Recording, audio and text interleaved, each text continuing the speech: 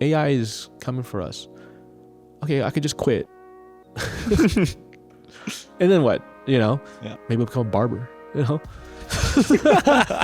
There's better ways to approach this space that gives you your time, that allows you to live a fulfilling life, but also at the same time, you can actually like build towards something that you enjoy long term. I'm going to be out of this. I know I have bigger goals in life. That's like stage 1 at the minimum. Yeah. Hope. Yes, hope is the perfect word. Oh, my goal was over there this whole time. Like I was trying to be a commercial filmmaker, and now I'm this photographer, grip gaffer. Yeah. And you're like, whoa, how did this happen? Most filmmakers get stuck in a specific phase. We call it the death spiral. It's where you're doing work that you don't love. It's not paying you enough so you can scale out of it. And then you get stuck into this world where you're just talking to yourself and you don't know how to get out of it. It is the worst place to be in as a filmmaker. And today we're going to talk about the one thing to actually get you out of that space and to actually work towards a better future as a filmmaker. And so today we're back with Juanjo and myself from Tenfold.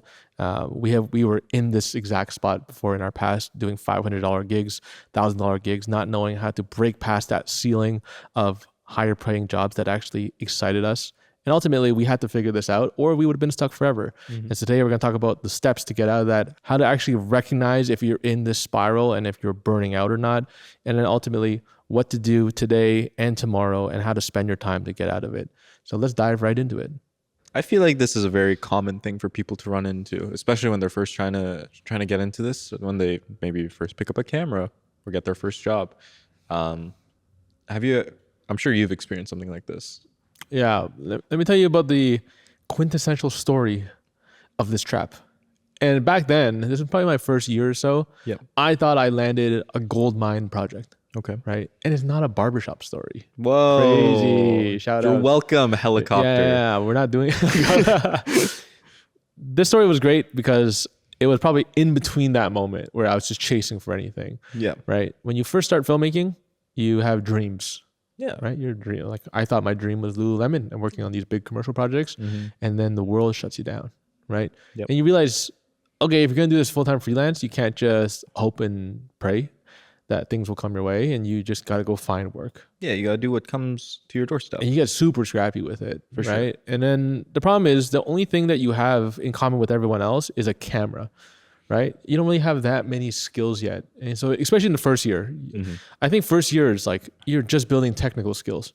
How do I get comfortable with like the settings, shooting, lighting? Like you don't really fully grasp everything yet. And so it becomes very difficult, especially when you're playing both sides of trying to live a creative life, but then realistically, you got to like pay some bills.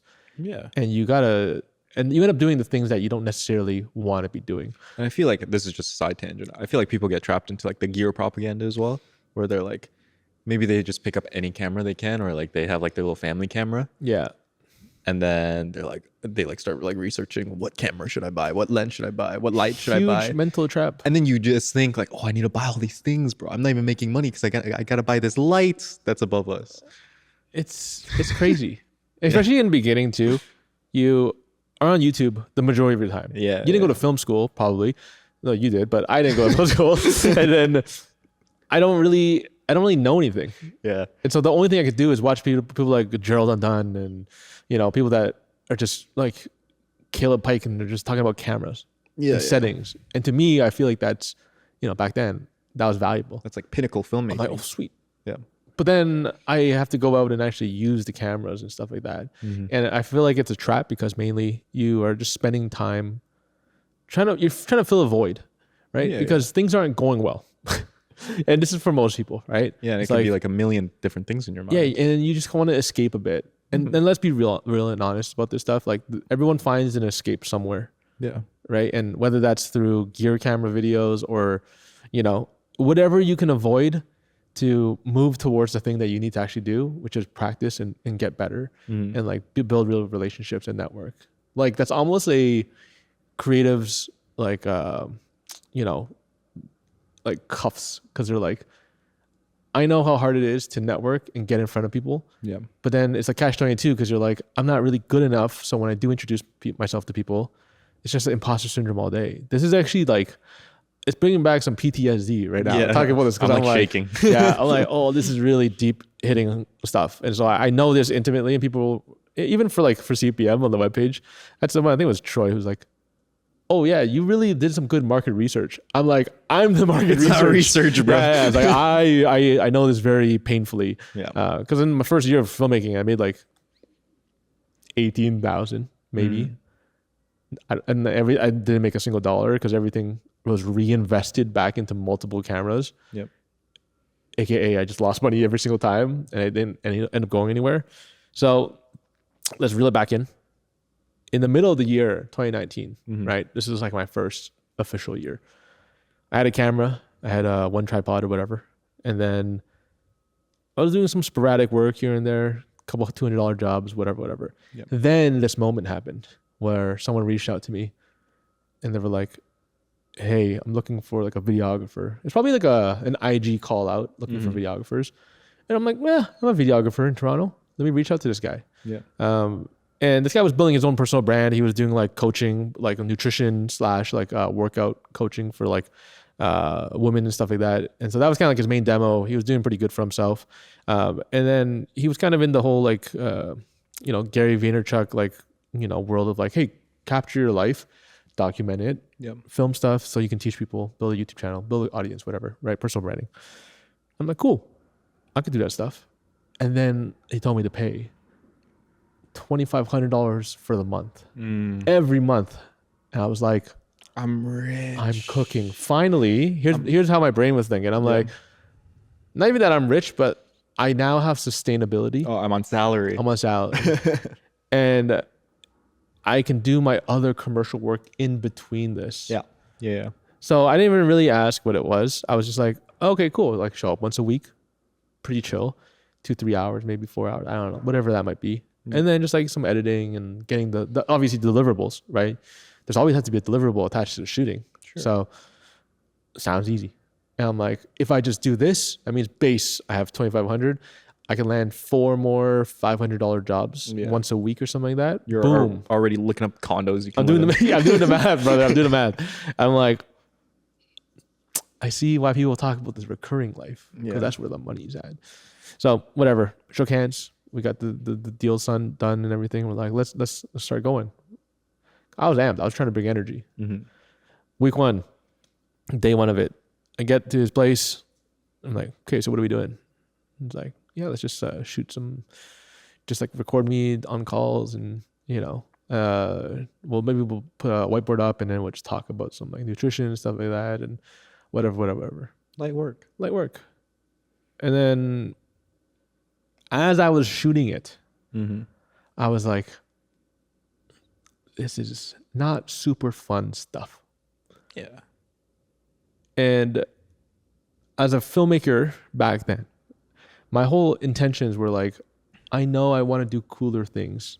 And so this was like the antithesis of like my whole life. Yeah. I did not want to do this, right? Like, and I felt it like almost immediately, which kind of freaked me out because I'm like, this is day 1. This is right? hour 1. It's hour 1, and it's like I'm literally just recording someone on a phone call, and I gotta mic them up and I gotta record them, and I'm just sitting there, and I'm like, wait, this means I have to rewatch this afterwards to cut it and to do all these things. And so in a month, I was like 4 weeks, $500 a week almost on average, but like plus 600, whatever, right? You add it up. Like, that's not bad. I can like live my life a little bit through this, right? And then, but after that, say I shot on the Wednesday, I had to like deliver for like the Friday and then the Monday because I was like also handling the YouTube channel as well. Damn. Like editing it, recording it, uploading it. Because I'm like, why not? Just add it in. It's probably super easy, right? And so by the time I got back to next Wednesday when we were gonna film again, I was so tired. Yeah, you're burnt out. I was editing like 45-minute videos, and then I was cutting them down, like his workouts. Like I was recording him also working out as well, and like cutting that stuff down. And I'm like, well, there's a video. There's no like boundaries as well to what it is. It's like, hey, we're just gonna shoot stuff, and then like you just want to like put it out there. And I'm like, I think I'm gonna die. Yeah, this is actually like nightmare scenario. It's super nightmare scenario. When I told everyone before this about this story, they just started laughing. Yeah. Because I'm like, I was so easy to just be like, yes. And this is probably for a lot of people For sure. to be like, hey, recurring money coming in. I don't care what it is. I just need it to sustain my life. Yeah. But then you don't ask the real questions. You don't see what bandwidth it takes. You don't see all the things that it's taking away from you. And so by like week 4, I was so done. I was just absolutely cooked. And I'm like, I don't know how much longer I can do this, but I need to like already be shifting out of this. And so I think I let it go for like maybe like 2-ish months or so. And then by the end of that, I think we were both like, me and the guy that hired me, like, I don't know if this is worth it or needed. I don't think this is it. Yeah. But for those 2 months, I felt like I lost myself completely. If you're a filmmaker who's technically skilled, but you're stuck doing the 1 to 2K jobs, you're not alone. And funny enough, that was me 5 years ago. I had gear, I had talent, I was grinding, but my career felt like it was moving in slow motion and I wasn't really getting anywhere. I didn't need another YouTube tutorial. I needed a system that I could follow. And that's why we built Cinematic Portfolio Mastery. This is a 8-week program to help filmmakers like you break out of the pricing plateau and build a spec project that finally gets you taken seriously. We give you the roadmap, the mentorship, and the community you've been missing, and something I really wish I had 5 years ago when I started doing this. So you can stop spinning your wheels and start getting paid like a real creative professional, because that's what we all want to do. If you're tired of being stuck in a creative loop, join the CPM waitlist in the link in the description below. And let's build the project that unlocks your next level. I couldn't do any other work. I couldn't think about anything besides this. And because it was work that I didn't like, it wasn't like, oh, this is going to lead to something new in the future. Like, I don't want this to lead to anything new in the future. It's like a dead end. It is a dead end. And I'm only helping this one person, which is totally fine if they hired me for. But then I just had to disconnect from myself of like, wait, I have to continually ask myself, like, is this the thing I want to be doing more of in the future? And it just wasn't. So I knew it was a paying job. And I was trying to like figure out how to make it more streamlined and easy. But the problem too is because the pay was so low, there was no buffer room to make this feasible whatsoever. Yep. Right? I couldn't hire people out. I couldn't do anything. I was brought in as like a one-man solo band to just deal with it. And even though it was 2 hours a week, it was the mental of like, oh, I need to go back next week and do this again and then edit again and then upload it and then be back here. And You're I'm just like dreading it like any other job. I dread it so deeply right now, even talking about it, because I was like, this was the furthest thing I ever wanted to do. But I just had to chase money. Yep. And so that is my version of this. Have you gone through a version of this? Yes. And it's different because it's different because I've gone through like different iterations of this. Yeah. Where I've had clients where it was like a monthly thing and it was like a $500 shoot. And then I would bring people on to help me. But then it was literally $0 profit. Yeah. It was like, if we need to pay for something like an Uber or like gear rentals, Out of your own pocket. it's going to that. And everything else, it's like net zero. But we're just doing it just for like the experience. Yeah. And then I've had other clients where it would be like one-off, like seasonal stuff. And then I don't know if this is really like the same case, but I was working like a different job as well. Yeah. Where I was working at a photo studio, and that one really sucked the life out of me. Yeah. We'll get there. Yeah. We'll get there. Yeah. So I think everyone's dealt with this. Yeah. Right. It's the commonalities of like your first year, you almost have to go through this. It's like going through the ringer. The problem is if you stick with it. Yes. Right. Because then it starts to train you into different kind of like a mentality that exists. And that's the biggest problem. So everyone's dealt with this before. And today we're going to talk about the actual mechanics of what this looks like, what it does for your career, not in a good way, but ultimately where it leads you down the line if you don't fix it fast. And so let's just talk about it at the highest level, right? You get a job similar to the one I was shooting. And then very quickly, you start to associate what that feeling is to filmmaking as a whole. Yep. Right? You're like, hey, this is just my life now. right? Everyone hustles. Everyone puts in work. They got to just grind through these types of projects, right? And it starts to train you into like, maybe I'm only worth this much. Because I remember back then, chasing for that $2,500 felt great actually, because I'm like, wait, I'm getting like consistent money here. Yeah. In a certain world, I could have just gotten a job, Yeah. but I wanted to keep it in the filmmaking space in the world, right?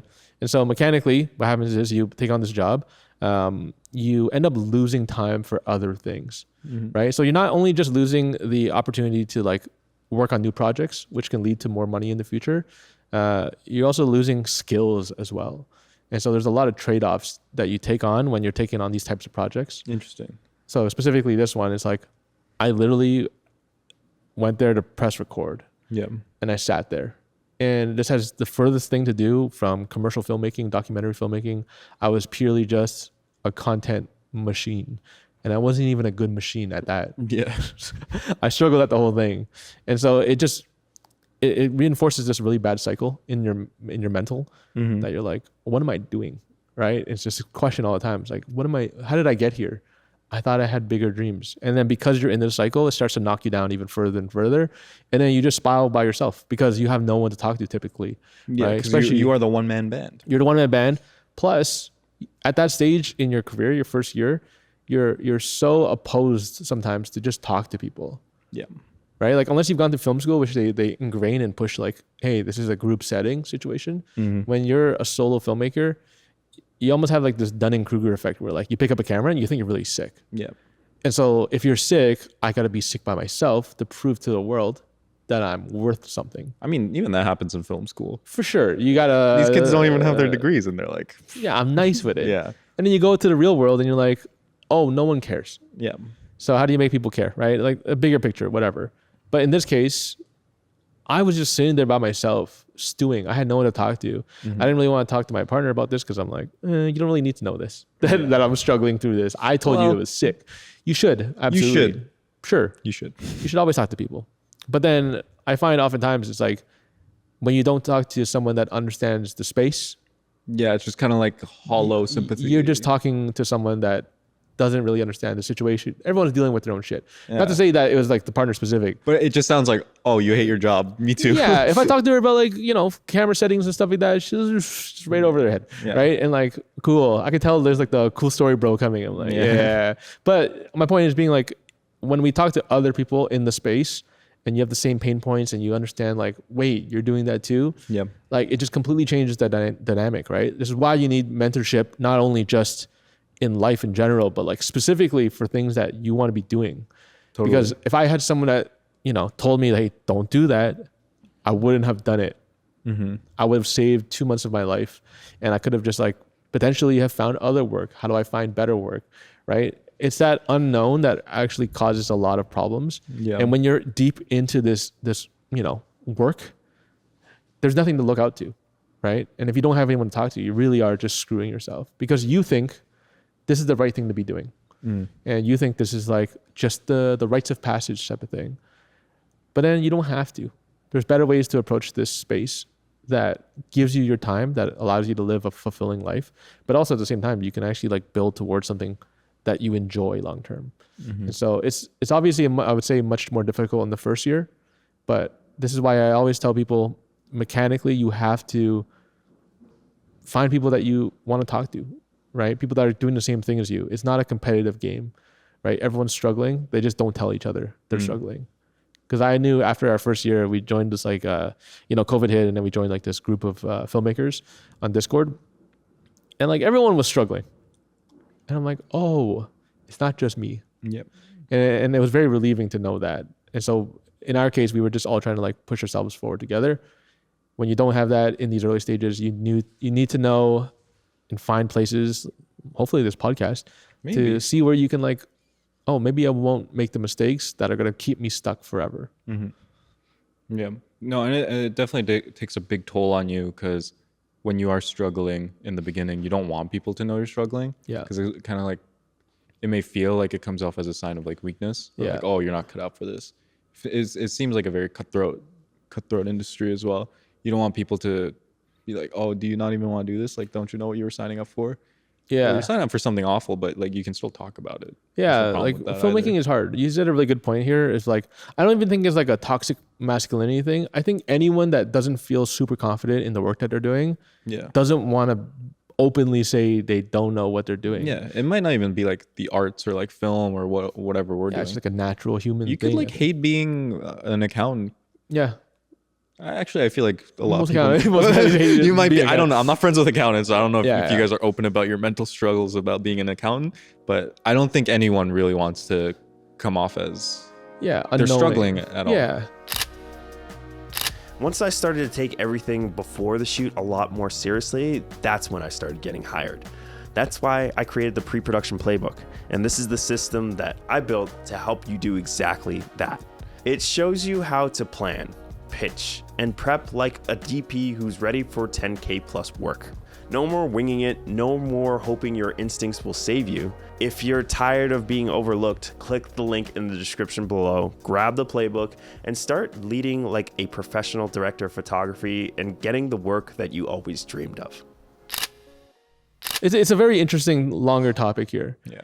Because especially in that first year, I feel like people put a lot of I wouldn't say like stress or pressure on you. You kind of put that always on yourself For sure. because you're trying to be like, can I turn this into a thriving career that can sustain us and a family and a life or whatever Yeah. that might be, whatever your settings in your life are, right? Like your upbringing is your upbringing. Maybe more so of like the entrepreneurial aspect of it. Yeah. Because it's something that you sign up for. Yeah. And I think a lot of people, we always talk about this as the starving artist side of things. It's like, you think you can just like go super hard and find your path through the creativity side of things. Yeah. But it's just like the furthest thing possible. Yeah. Like you need to be a business person focused first, and then the arts kind of like fall in between that. Yeah. Because you can't brute force your way into figuring it out. Like you can. It just takes a But- lot of time. But it's like you're wasting your only capital, which is your energy and your time. Yeah. Which, if that's your only assets as a business and you're burning that out, in 1 year's time, like you said, you're going to have nothing. You're going to be left with nothing Yeah. and nothing to show for it either. I think everyone hits this point very quickly. Whether it's 1 year or a second year, there is always a breaking point where you're like, I can't do this anymore. This isn't the right path. Yeah. And so this is just us trying to call this out a little bit because it is okay to talk about this stuff. Like everyone's struggling in some form of way. It's just being a little bit more open about it and understanding like, where am I right now? What's causing me to, being able to detect on like, what is causing all this stress and pressure right now? Yeah. And is it from this one job that I absolutely hate, or is it from this like, it's just the style of work that I'm not doing, And there's always some deeper purpose for everyone. And so the goal is, how do we see it first, be self-aware about it, and then make the right decisions to get. How do we diagnose this problem? What is the first step into figuring out what's actually wrong? do you Yeah. think? I think phase one is always, it's probably the most painful phase. It's just knowing what you truly and deeply care about, What you actually want to do. what you actually want to do, Okay. right? Like, what is your actual goals? Not even just 1 year from now, but what is like the 5-year goal? Like, what is and this is really, okay, going back to the mechanics of it, when you are so deep in the weeds of work, Yeah. you cannot even think about this stuff. Mm-hmm.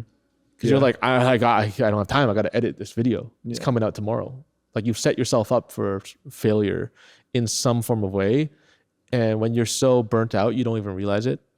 And when you try to think about stuff creatively, you're just like, the brain's not working. Yeah, the brain shuts off. The brain shuts off. It's like a fight or flight. Your brain goes to fight or flight. Yeah, and you go to sleep like stressing about edits and stuff. Yeah. Or you don't go to sleep at all because you're editing. Yeah. Right? Like, I've done a lot of all-nighters when I was doing this stuff, and I'm like, what am I doing? Yeah. Like, I was young enough, I guess. I was like 27 or whatever. You were like, that's old. Yeah.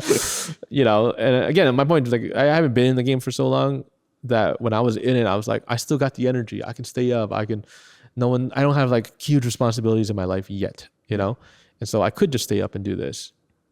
Was I happy? No. But I needed to know and diagnose, like, I'm very clearly in a spot right now in my life where I'm not happy. Mm-hmm. And so it is about knowing that, first of all, that you're in a position. And then secondly, that you can change that position, right? You're not stuck in that forever, Yeah. right? Anyone can do anything they want.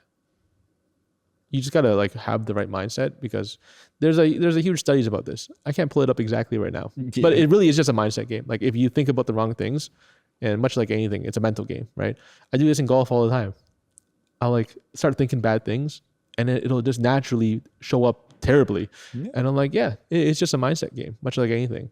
When I used to play volleyball, and it's like, oh, the team's not in a good mood, we're gonna lose like automatically, because no one even is caring anymore, right? Like if you let yourself fall into the depths of how badly you can feel in filmmaking, and you let that win, it will win automatically, right? And so this is why, again, circling back, it's nice to have someone to talk to be in like similar positions. How do we get out of this? How do we have like a direction and a path to just stick to? Because oftentimes, again, when you're burnt out, every direction seems like a plausible direction. Yeah. Because you're like, I think there's money there. I could do this over there. But then you're just spreading yourself super thin, and then now you're just stuck in that same position again. Yeah. Arguably even worse down the spiral of death. This is a spiral. It gets worse. It literally gets worse. And so you were asking earlier, like, how do you diagnose it? Yeah. Everyone knows. That's the funny thing. It's like you can trick yourself as much as you want to be like, oh, I can just work through this or whatever. You're still burnt out, right?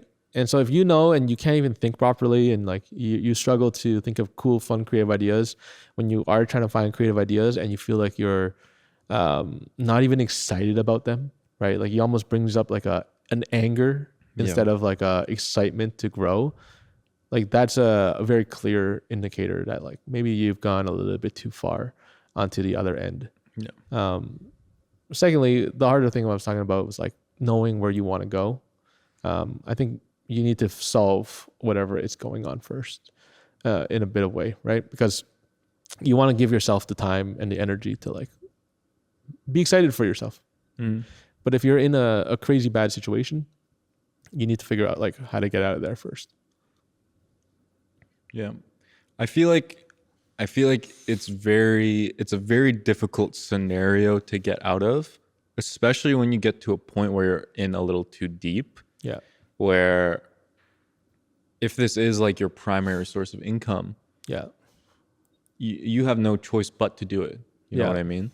If I need $2,500 a month to survive at the bare minimum, I'm like, I'm going to scrape together as many jobs as I need to meet this. And then at that point, you got nothing left. Yeah. You got no creative energy left. You got probably no physical energy left to like do something to fix it, let alone even think about it. Yeah. Right. Here's some interesting advice that people tell you, right? You might have heard it from us too, but raise your rates. If someone tells me to raise my rates in the middle of me dying, just make more money. Just make more money. Just charge more. It's not that easy. No.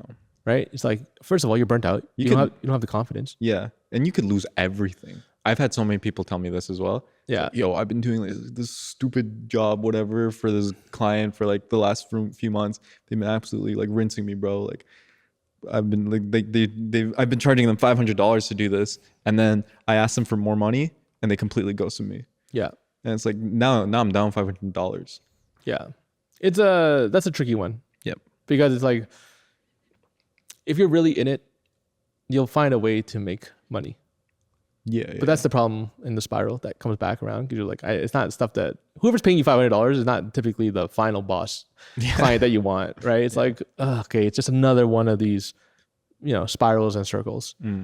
This is the hardest part, and it happens for pretty much it's our part of a CPM and like cinematic portfolio mastery. It is the whole thing. It's this transition phase that you need to be very aware of, that you need to take on to get to that next level, or to even transition out of it, right? Saying to someone, hey, just raise your rates means nothing, because they don't have the confidence. They're stressed about that number. And when you really need a bill to get paid, and this is the final $500 you need, telling someone to be like, try to ask for $2,000. They're like, no. I need this $500. Like, I'll even say $400. I'll just find another job somewhere else. Like, I'm sure a lot of people are very familiar with this, like racing to the bottom with ourselves first mentally, because we need money. And then being That's the funny thing. Is you get the job for $400 and you're like, now I have a job for $400. And now you're just, it's actually freaking me out talking about this because I'm like, oh man, I couldn't get out of this for such a long time. Yeah. So let's talk about what to do, because naturally you're at an invisible ceiling here. You can't raise your rates. Yeah. Right. You're in this spiral that is seemingly going downwards and not upwards. And so let's just dissect that really quickly. The reason why you can't raise your rates is because your work quality is not getting good enough for people to trust you and for you to have proof that you can charge $2,500 or $5,000 or whatever that is. Yeah. Right. Because you're just doing the $500 jobs. And that means none of the work that you're doing can be shown. I'm not posting my phone call recordings of this guy talking on the phone. And so you're like, nothing is even building towards my portfolio to make people think I'm more expensive. And so that's like part one. Yes. Your ceiling. Secondly, you're just not doing as much. So it's kind of tricky. And so again, just mental spirals the whole way down. And then you don't have enough practice to pitch $2,500. Yeah. And it's not necessarily hard, right? It's just like, you just got to be comfortable knowing what to ask, what to say, what questions will give you the right answers so you can pitch properly and find the right clients. Yeah. Fourth one is you're just talking to the wrong clients. For sure. So the $500 clients that you're getting hit with every day, or the ones that you're reaching out to because you only feel comfortable getting to that stage. Yep. Like that's all you know. And so you're only comfortable selling $500 or $2,000, whatever that number is for you that you can't get past. And so, it all comes back down to, how do I fix these things now? Right? You know what the problems are. You got to get better, right? You got to get in front of the right people. You got to have confidence in doing all these things. The way I got out of this was like knowing there's an actual exit plan here. Okay. It's like, hey, I know to build my confidence for myself again, that I know I'm trying to get somewhere. And so everything I'm doing right now is just a stepping stone. This is not the end of my life. This is not what I'm going to be doing forever. And like the sooner you're okay with that and understanding like, I'm going to be out of this. I know I have bigger goals in life. That's like stage one at the minimum. Yeah. Hope. Yes. Hope is the perfect word. Because anyone can literally just raise their rates properly if you just go through the systems and you understand like, hey, I can do this. Yeah. Secondly, you have to figure out exactly what it is that's pulling you back the most. What is like, write down all your time. How are you spending your time in your day? Because it could be a mixture problems of like, you are spending your time wrong, because it's very common in the creative freelance space. Yeah. And then secondly, your clientele is keeping you back, whatever. You're probably developing the wrong skills as well. Wrong skills, wrong habits. Investing in the wrong gear. Expecting gear in general. Because I remember I asked you, I told you like we had saved up a certain amount of money. Yeah. I'm like, what should I do? I think it was like $3,000 or whatever the money was. It was important. I was like, what should I do with this money? And I told you my main idea was I want to buy these lights because this is the job that we keep doing. Yeah. So I'm like, if we had these lights, it would be so much easier. Yeah. But then it's like, what are you gonna do with those lights? What are you gonna do with those lights when you move on? Yeah, there is no moving on because you're shooting these $500. Exactly. You're not thinking that way. I'm like, I can just do more of these jobs, Jason, and make more money. I could do 12 a month. Yeah, bro, because I have the lights. Yeah, very common thing. Yeah, I think we fell for those traps a ton before. Clearly, that we just think there's a inherent value to gear that raises us up, but it isn't, right? Like it's a mental game first. Yeah, and it's like once you see how you can better effectively spend your money to raise your overall value, your confidence, all these different things, like that's where you definitely win the most. Yeah, right? and the other one was skill, because I remember I was spending so much time getting better at photography. Yeah, when I wanted to become a director, I was like, we really are living the same life. Yeah, I was like going on like these reference sites or whatever, just looking at photos. Yeah. But I want to be doing video work. But I'm only getting better at thinking of ideas for photos. And this whole time, I'm like, why are my videos not getting any better? Because I keep doing these recaps, but my photos are getting better. But I'm investing in the skill that's keeping me at this job. Yeah. Instead of like getting better at business or selling or sales or even just video work, you know? Yeah. I think when you're just in the mode and you're in the zone, you're like, this works. Yeah. And you think it works because you're getting money from it. And so it's training you like, if I just do more of this, I'm fine. I can just figure out to do, you know, different versions of this. And then you're like suddenly on this crazy path to the side where you're like, oh, my goal was over there this whole time. Like I was trying to be a commercial filmmaker and now I'm this photographer, grip gaffer. Yeah. And you're like, whoa, how did this happen? Yeah. And it's like, if you don't make these conscious decisions to be like, hey, I need to realign myself in what I'm doing, how I'm spending my time, then suddenly, you know, you're just going to keep going into this path forever. I see this all the time. We have a bunch of students too, where they join the game and then, you know, shout out Rod, good story here, but like, you know, great student. He's like really talented at writing comedy. I don't know how he does it. He just thinks of funny ideas. He's a funny man. He's a funny man. And his whole career leading up to this point before joining CPM was like, hey, I'm shooting a lot of like dance videos because my partner's a dancer too as well. Yeah. And I'm like, that's what I'm talking about. That's the life of like, you enter the space and then things pull you in a direction that you weren't expecting it to. Yeah. And then you end up getting really good at it. And then you're like, well, I guess this is my life now. But I'm like, you're so talented over here. And so now it's just a matter of proving it to yourself and proving it to the world at the same time. Yeah. That like, this is the thing that you want to be doing and you can make a lot of money in any space. Maybe not dance all the time, but you know, it is a thing of like, once you kind of like lean into the thing that you know you're there for, and like really forcing yourself and carving out time and like really being intentional with like how you want to craft that life. Like you need to make these hard decisions. Yeah. Or if you let life just drag you along, like it will drag you wherever it takes, right? And it's like this year, it's like, oh, well, AI is coming for us. Okay, I could just quit. And then what? You know, Yeah. I'm gonna go back to retail. I'm gonna sell some suits. I'm gonna sell some, maybe I'll become a barber, you know? Right? Like who knows? Like that's a skill that's never gonna disappear. There's always gonna be people with hair. Well, robots could be cutting hair, bro. Oh, you're right. You're Robots right. can be making That'd be suits. crazy. Yeah, we're screwed. Or Thanks for watching. yeah. This is a good podcast, yo. You could just care about the thing you want to be caring about, and it sounds easy, right? Because right now I'm just saying like the same as like raising your rates thing. Like raise your rates. Oh, just change directions of what you want to do. Just lock in. Just lock in. The bigger thing here is that you know the direction, and now you have to make the real meaningful changes here. Yeah. This happens in two ways, right? We've had a recent story on our Reddit AMA. Thanks for asking great questions, y'all. And a common situation came up where, you know, the person asking was like, hey, I love filmmaking and I have a really big skill over here that can make me money. And it's like, you have the passion of filmmaking and then you have like real tangible skills that can bring you in a lot of money. Very in-demand job. Very in-demand job. You've been doing this for a long time. You have unfair advantages here. Okay. Some people would tell you, you love filmmaking, be a filmmaker, figure it out. Yeah. I think that's terrible advice. Yeah. You just ruined this guy's life. Yeah. Like I wouldn't want to go through the path that I took again because it was just so painful. Right. And I think there's smarter ways to do this. Because in one world, right, say this person that we have here, they go into pure filmmaking, right?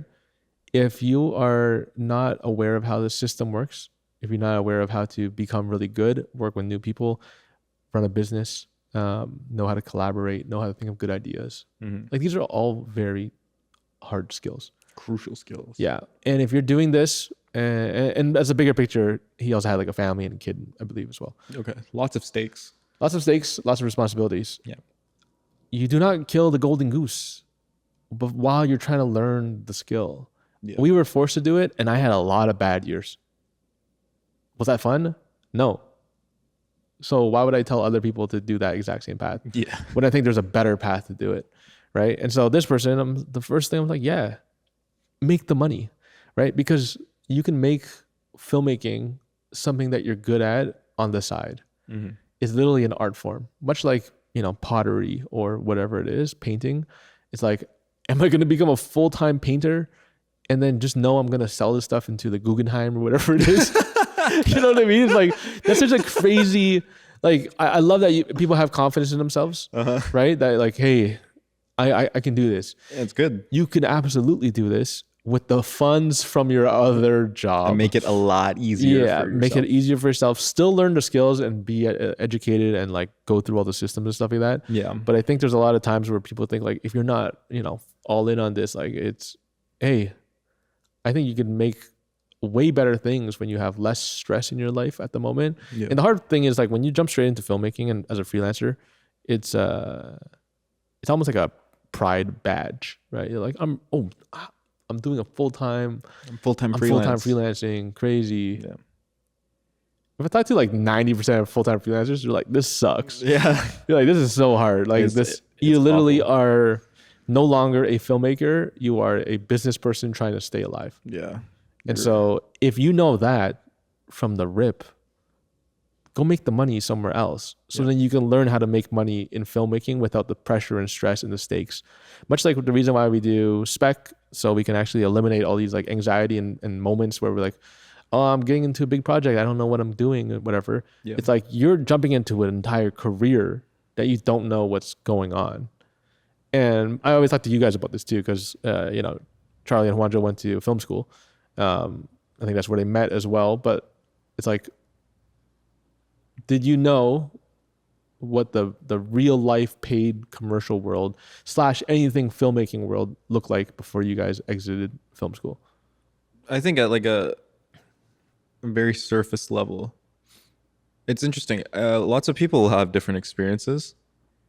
I, funnily enough, had a lot of experiences of working with other people who are full-time freelance. Yeah. Which is kind of why it pushed me into that direction of, you can do full-time in this industry, but it's not necessarily in the space that you would want to be in. Yeah. You know what I mean? You're just going to be shooting stuff. Yeah, because I started doing that like very early on in university. I would like pick up little jobs and honorarium gigs here and there. Yeah, your internship taught you some stuff. Even before then, because that actually helped me. Yeah, but like even before then, it was just be like, it was just stuff like you were doing. Like, we're gonna go to this YouTuber's house, and we're gonna film them doing whatever nonsense. Yeah. And here's $50. I'm like, yeah, sick. I didn't have this $50 before. Yeah. Now I do. Yeah, exactly. And that makes you think like, okay, this is like a job I could have. Yeah. This is like what the film industry is now. Yeah. Clearly not. Yeah. But it was there. Yeah. And then there's other people who actually like will get good experiences of like being on the right film sets. But even then, that kind of trains you in a very different space. It's not really, you're not getting any freelance skills out of that. It's just purely the technical skills of the electric department or the grip department or camera. Yeah. Or whatever you choose to do. Yeah. I'll go a level deeper for you guys, right? You go the film school route, the union route, like you spend like 6 years becoming a gaffer. Yeah. Or 6 years being like a first AC. And you just never touch a camera. Yeah. Right? Or maybe if you're a first AC, obviously you'll touch a camera. But you never get to become the DP or the director unless you're like very specialized in that space. In the filmmaking commercial world, where you just pick up a camera and you're a YouTuber, not a YouTuber, but like you go through YouTube University type of thing. Yep. Everyone has the same camera, right? Like the lowest common denominator is that we all have a camera. Yeah. So technically, me and you, at the same time, we could have both performed the same thing for the same project. Yeah. And that's scary, right? That's scary for a lot of people because you're like, what am I doing? If everyone has the same camera and same lights, I have nothing to sell on. Like there's nothing that you can do differently than I can do differently. The only thing you could do differently, and the only thing that matters, is how good your brain is, right? True. And how good you are as a filmmaker. And not even just that, like, yeah, sure, maybe you might be the smartest person in filmmaking, but is there any proof of that? Yeah, exactly. Because otherwise, we just all have nice cameras, and I say I'm smart, you say you're smart, and then we're all battling off the same thing. We're all the same. We're all fighting for the same $500 recap, right? And so this is where the world of like being a generalist comes back into play as well, where like everyone's working for the same $500. That's the same trap that everyone's in. Mm-hmm. And then now we're all spiraling, sitting around being like, oh, are we just going to do $500 videos taking for our everyone? jobs? Yeah, even worse, right? Like that's the AI thing of like, that is probably 10 times more scary than it was when I first started. Because Yeah. AI wasn't even really the problem.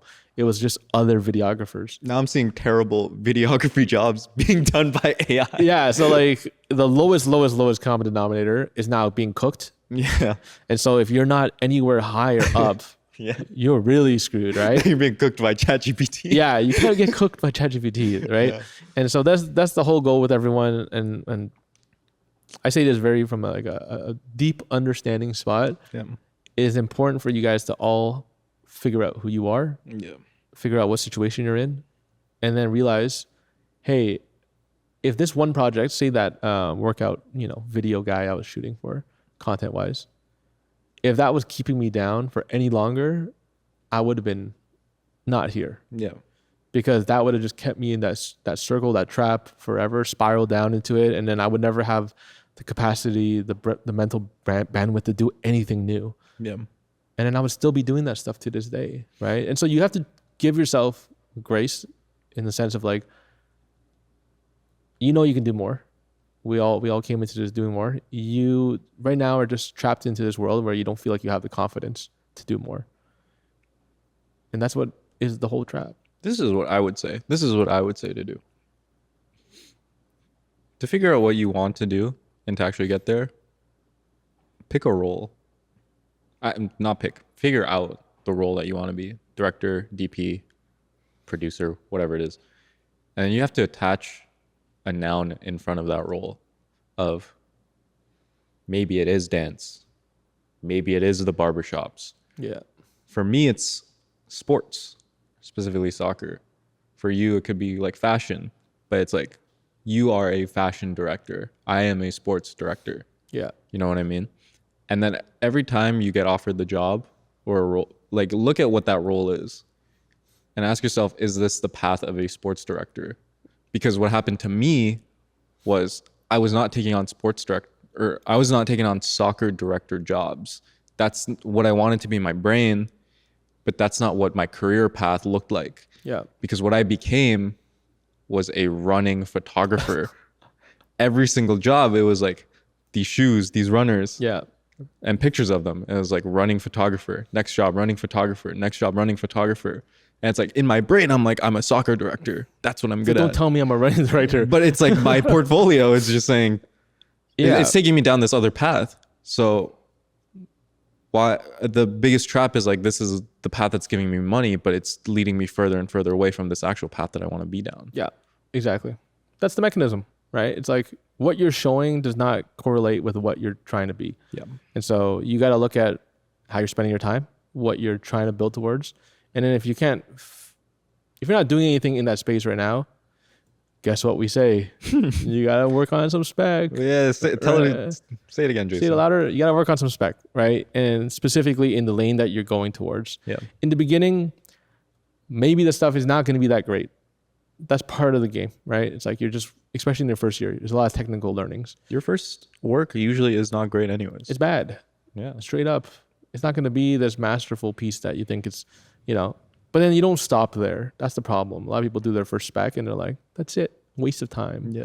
It's like, no. You just haven't gotten good enough yet. And that's totally fair. If you go back to my old stuff, it's pretty bad.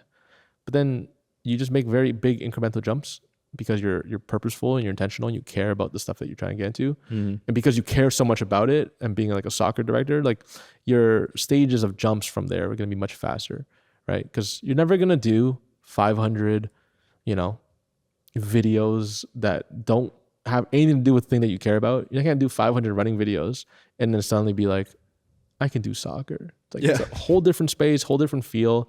You got to be like living it intimately and you got to be watching and caring about it. Yes. And so, yes, you can be good at anything. That's not what I'm saying, right? But you want to be great at the thing that you care about, because you could have been the best running filmmaker in the world. No, it's Graham. Yeah, it's Graham. Shout out Shout Graham. out to Graham. Great photographer. But like, did you want to do that? You're like, no. After the fourth one, you're like, I'm kind of tired of this. Yeah, bro. I'm good at this already. I don't want to be the best. Yeah. And then you're like, you haven't scratched the surface for soccer yet. And you're like, yo, but once I get into this, I know that momentum's going to come. Yeah. It's going to show up. And then that's all I'm going to be the best. Once the right person sees Manchester United. this picture of the shoe, they'll be like, "This is the Yeah. guy." Hire him, Manchester. Maybe. But yeah, Well, I know we spoke a lot about theory stuff here, and we're gonna wrap this up. The big thing is you want to just know is figure out what lane you want to go into, yep, and then try to cater your life closer to that place. Mm-hmm. Because you have a lot of free time, hopefully, in between the filmmaking and the things that you're doing. If you're not actively approaching that space, you need to make it your goal, right? Things do not just drop in your lap. That's not how life works out. Filmmaking is always going to be hard, but it's a little less hard when you get to do the stuff that you love and the things that you actually enjoy shooting. And then that momentum kind of builds and grows from there. But again, just do a quick audit of your life, where you're at, what you're doing. Try to figure out, okay, can I start talking to people in the space that I want to get into? Who's currently shooting in that space? And not just chase money for the sake of chasing money. Obviously, don't kill the golden goose, right? Make the money that you need to live your life right now. But in your spare time, you guys probably have a lot of it. You guys are just potentially running away from it because it's easy to watch Netflix after you're tired from shooting a shoot. fair enough. But hey, watching Netflix isn't going to help you, unfortunately. I'm going to be a stickler here. I'm going to be very harsh on you guys. You got to put in the work. Like, you got to grind like crazy till you get to a place where things start to look up and you're like, wait, people do know me for something. And hopefully you picked the right lane there Yeah, and not becoming a running guy or a barbershop guy, whatever that is. don't do that. Don't do it. But otherwise, I know this was a quick, more mental kind of like, let's get you guys out of this trap if you're in that trap and moving towards the place you guys want to get to.